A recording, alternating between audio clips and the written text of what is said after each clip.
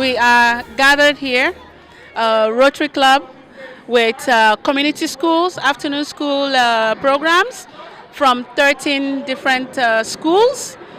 Only 11 of them could make it here, but 13 were part of the organizing committee. With the coordinators of this school, we're doing a peace building initiative through sports. So the theme of today is peace through sports. And we are targeting 7-year-olds to 11-year-olds.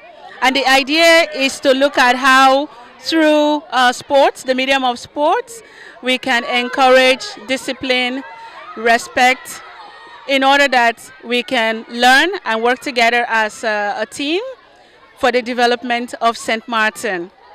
Not only today, but for the future. And this idea came about because when we witnessed the situation where police officer Benjamin Gamali was killed in the line of duty, it occurred to us that there was a lot of anger within the community. There was distress. And although it was the first time such an incident had taken place, it was a trigger to listen out to the voices of the youth, young people, and to try to find different positive ways to engage them in our different activities. So Rotary being very much active in providing service to the community, we felt that through sports we can have different kids interact with each other in a more positive way. But also the dream, the vision is that in the future, with all the talent that we have in St. Martin, we can support for St. Martiners to be Olympians. So the long-term vision is that. And we need to start working now with our young people, that they can see this as a way for them to stay out of trouble, to work as a team, to encourage each other, coach each other, mentor each other, but also where there is trouble, provide a listening ear to each other. So it's a fun day, it's competitive, but at the end of the day, we are winners because we have come together to do this, and we hope to continue to engage with the schools, with the sports department, the Ministry of Education, Culture, Youth and Sports, with the different Rotary clubs on St. Martin, as well as other service clubs that provide service to the community, particularly in the area of sports, because that is one focus area that we believe the young children can really stay out of trouble and use their energy in a more positive way. So that's why we're gathered here. We're having a relay race. We're having track and field, where we just finished the jumping in the bag. We're going to have tug of war and a lot more things. Of course, it's the start, but we hope in the future it will spread out to include more activities that help us to see all of the different talents that St. Martin has. So please come out next time and watch the children and support them and be part of the process to encourage more peace in the community through sports. My name is Okama Brooke, and I'm representing the Rotary Club of St. Martin Sunrise. And on behalf of the community schools and our sponsors, I would like to say a big thank you to the Guardian Group, to the Red Cross, to Heavenly Water, to other Rotary clubs on the island as well, and particularly all the schools that have come out here to be part of this.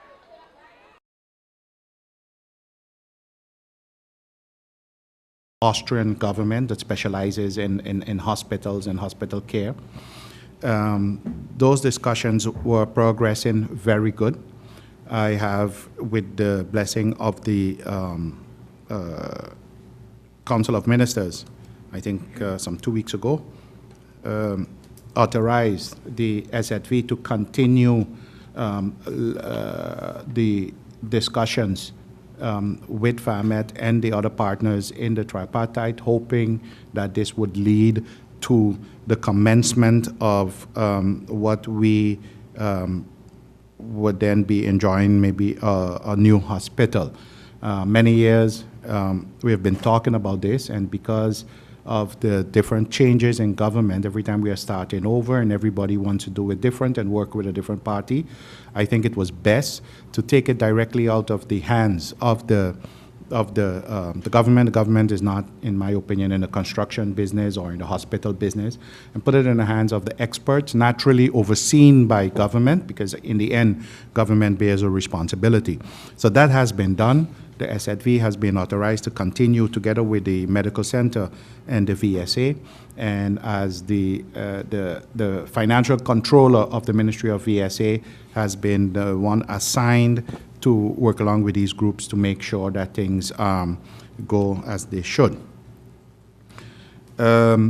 Unfortunately, I was not able to finalize the ordinance on the AOV, age, I think from 60 to 62. I think this is regrettable, it is serious for many reasons, not only because this is also one of those things mentioned in the instruction that was given, but it's also for us. It is also for the health of the SZV and the guarantee of continuation of payments to our seniors when they reach that age. I think this is the last thing that should have been caught up in politics. But unfortunately, I have no control over that.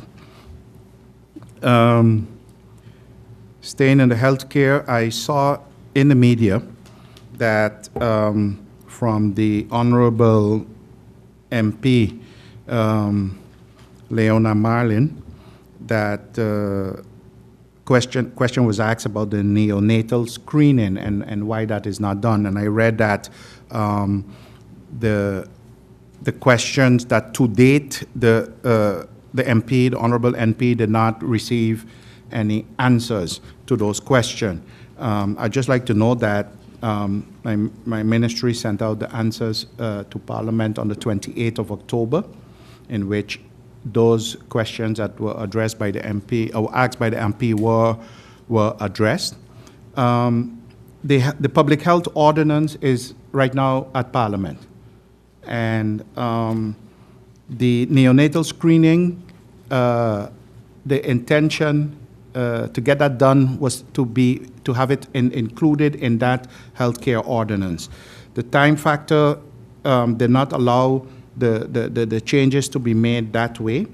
The departments involved have been in discussions and collaboration with the Dutch experts who were here dealing with the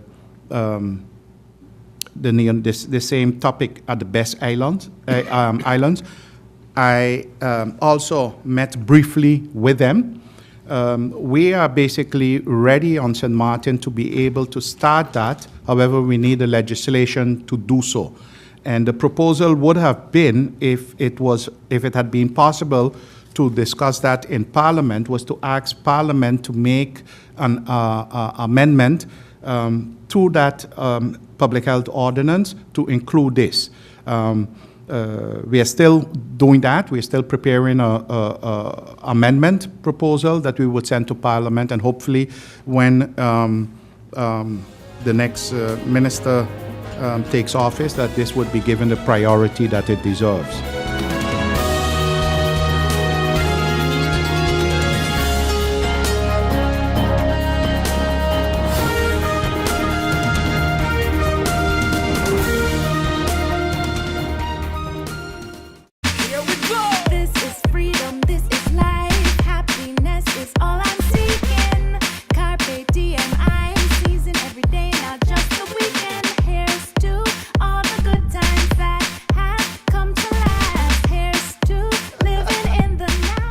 Afford what you crave, life just gets so good.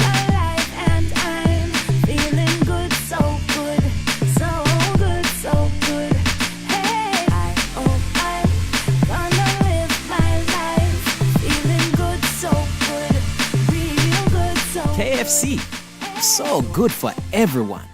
GEBE has been faithfully serving the communities of St. Martin, powering your home and our economy. Come rain or shine, our qualified team of professionals are working hard 24 hours a day to provide you and your family with safe, reliable electricity and water. We use the latest technologies and test our products daily to maintain the highest international standards. Our friendly staff is always there to assist you, whether in person, over the phone, or online. We are committed to constantly improving our products and services, making them more efficient, effective, and environmentally friendly to serve you better today and our next generation of clients tomorrow. GEBE, powering a brighter future. Our friend Megawati is here with tips to save you energy. 1. Turn your airco temperature up. 2. Use a ceiling fan instead. 3. Buy energy-saving products. Save some green with NVGEBE. Need a loan that's quick and easy. Island Finance. Up to 50,000 guineas real easy. Island Finance. For education, a renovation. That's no problem. Yes, it's true. That's not all. They're quick and friendly too. Island Finance. Appliances, vacations, even fix your car. You can depend on Island Finance. Anybody bingo? Nobody bingo.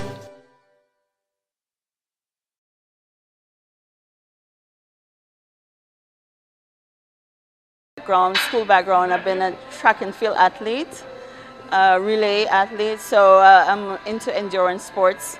Then when I moved to St. Martin, I got involved in bodybuilding. That was in 1986. I did bodybuilding, represent St. Martin for over 20 years.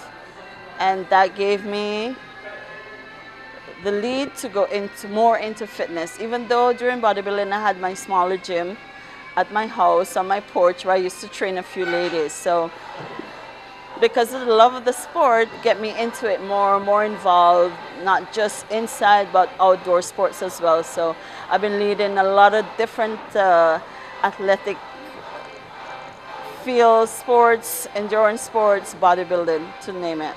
So far, yes, steady, consistent, keeping my opening hours as prompt as I advertise them. And I've seen a lot of established fitness center close, reopen, when mine has stayed steady throughout the years. And it's a benefit to me because people see that I'm serious about what I do. I have a wide variety of age group from 5 up, being that we have a boxing club for kids and teens. I have a weight loss program for teenagers who are overweight. And I have also training sessions for, people who want to feel a little bit more good about themselves, a good physique, feeling, active, healthy, leading a healthy lifestyle. So my clientele is from 5 years up until you name it. There's no ending of age when it comes to fitness. I'm catering to a different level of clientele. Bodybuilding on the whole is a complete different lifestyle. And people get kind of intimidated by big guys, big girls around them. So I try to cater to the more normal lifestyle of people. You come in, you train, just to feel good about yourself, staying fit, staying healthy. That's who I more cater to. People who want to stay fit, stay healthy, not really bodybuilding. I do accommodate bodybuilders if they come in, but my gym is more of a family style activity, and I have a good following of local and the overseas clientele that just, keep the atmosphere going. I did bodybuilding for over 20 years. And I liked it when it was of what it was then. The criteria, everything has changed over the years, and I think I retired from it, but not retire from training. I still lead a hectic workout lifestyle, which I kayak, I hike, I work out daily on a daily basis. So I lead a fitness class as well, hiking group. So I'm still into the fitness. Nah, just that I don't compete anymore in bodybuilding. So in other words, you retired From competitive bodybuilding, but not ever working out. That's my lifestyle. That's me. That's who I am. And for me, doing that, it portrays what I do. I sell my gym. Being fit, being who I am. I'm still competitive with what I do, not to stray away from that. So, you know, I have to keep me healthy, fit, and show others that, you know, you're never too old to continue with a healthy lifestyle and working out. I change my routine of working out ever so often, so, you know, it's not that intense sometimes, but I still leave more for more endurance training. First of all, is it okay with your doctor for you to get into an exercise program? Once you get the okay, no injuries, so, you know, then everything's okay to start. The basic is eating right and starting out gradually increasing as you go along with your exercise activities. A lot of people like to come in and just go, you know, into heavy weights, cause you injuries. It's best for you to start gradually, build it up, and it's more beneficial for you doing it in that mode. And you get good response, good result. It's consistency, keeping at it, and the point of just being there and take that time for yourself. Health-wise is the main key. Eating healthy is another, which is the first exercise. Eating healthy is the first exercise. Light cardio and stretching, abdominals. Trying to get the core strengthened and build up your cardio endurance. From that, then there's the other steps that we follow. Getting you toned up, which is machine exercises, until you build it up. I always give people like 3 months to see results, and from that they can take it from there to add, increase weight, push themselves a little harder. You know, you got to slowly work your way into an exercise program. Give yourself time to adapt to everything. Give your body time to adapt to everything. Not everybody will see the results in the same way. Everybody react different to exercise programs.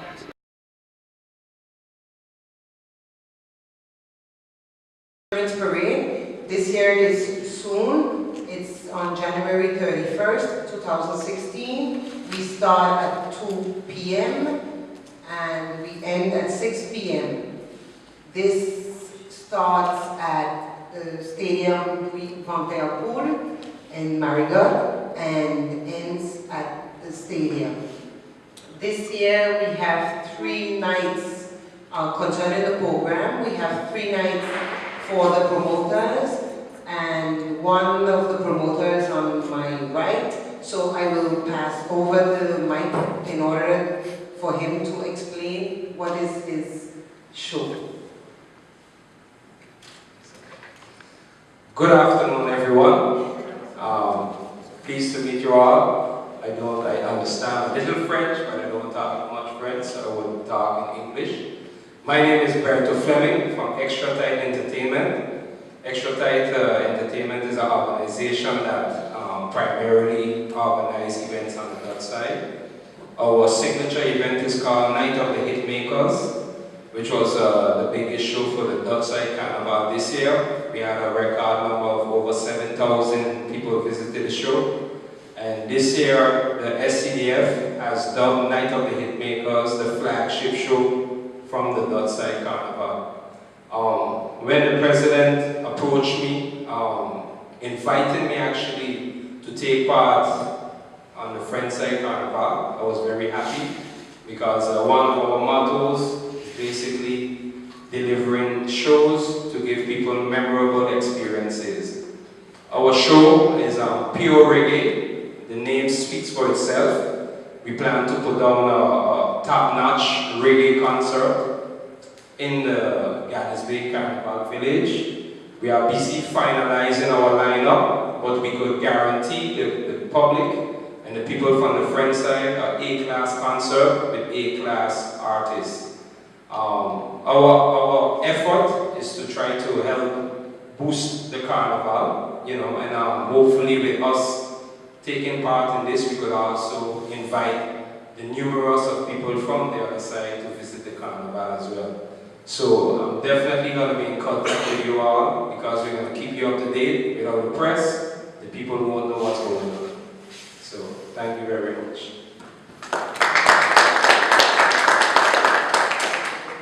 Okay, I will just give a few words on the other parade. Like the Vice President said, we are expecting 7 to 8 troops. Again, we have Hot and Spicy, the Conseil Party 5, number 5 and 6, and we have the Dominican Republic Association, also the Haitian associations. We are expecting a little bit more. I don't have all the names on hand. So for the other parades, we have 2 days, the Sunday, and also the Tuesday. On the closing night, we have a jam in the village, a black and white jam, where the public is invited to come and join us and say their farewell to Baba.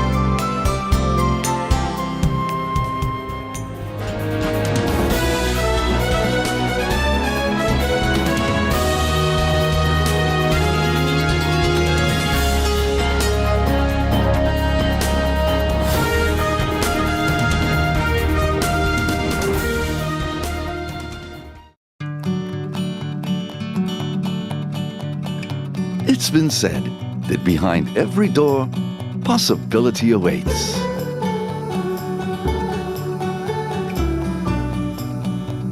How much possibility depends on which door you open first.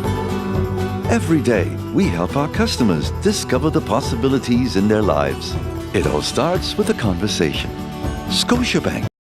Anybody bingo? Nobody bingo. In my opinion, everything is perfect and you would be great for the job. But I see here that there's a 2-year gap in your resume. What did you do? I was hospitalized for mental illness. Oh, mental illness? I've undergone treatment and I have a wonderful family that supports me. Well, that is good news. No, it's fine. I'm recovered. We'll contact you, okay?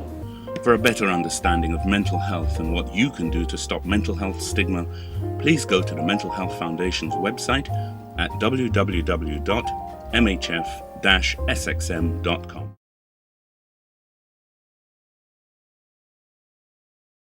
Patient is here laying in a bed. This is a severe ill patient, gunshot wound to the head. However, he survived a little bit. He is not breathing on his own, so we have a ventilator breathing for him. As you can see, we have monitors to monitor him in case he's getting more critical.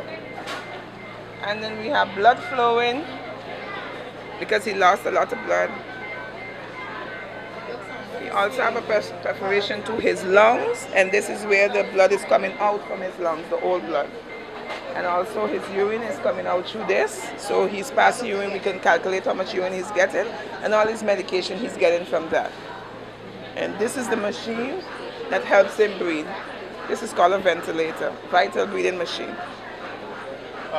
You know, sometimes I come to the hospital to see a friend of mine, and they have all of these wires all over them. What is the purpose for that? Okay, all the wires is actually to help aid the patient. So if you have cords on top of you, like you will see here, all of these IV lines and so forth, he's getting his blood from this, He's getting his medication from this. Like I said, urine is passing here. The cords are leading to the machine so we can monitor the patient on this side and also monitor what rhythm they have and treat the rhythm at the same time. For instance, here we can also do treatment of the rhythm, depends on what rhythm they have. So that's why all the cords are for.